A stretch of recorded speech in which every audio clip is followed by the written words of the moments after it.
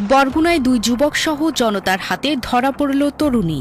বরগুনা পৌর শহরের চরকলোনি এলাকায় অনৈতিক কর্মকাণ্ডের অভিযোগে দুই যুবক সহ স্থানীয় জনতার হাতে ধরা পড়ল এক তরুণী।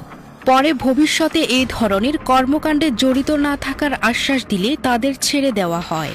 স্থানীয় সূত্রে জানা যায়, মঙ্গলবার সন্ধ্যার দিকে চরকলোনির একটি আবাসিক বাসায় ওই তরুণী দুই যুবকের সঙ্গে অবস্থান করেছিলেন। বিষয়টি স্থানীয়দের নজরে এলে তারা গিয়ে তাদের আটক করেন। প্রাথমিক জিজ্ঞাসাবাদে জানা যায়, অর্থের বিনিময়ে তারা সেখানে এসেছিলেন বলে জানান ওই তরুণী।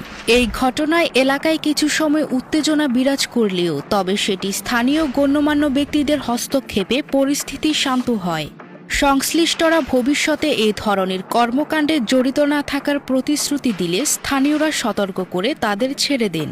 এই বিষয়ে আইনশৃঙ্খলা বাহিনীর কাছে আনুষ্ঠানিক কোনো অভিযোগ করা হয়েছে কিনা তা নিশ্চিত হওয়া যায়নি।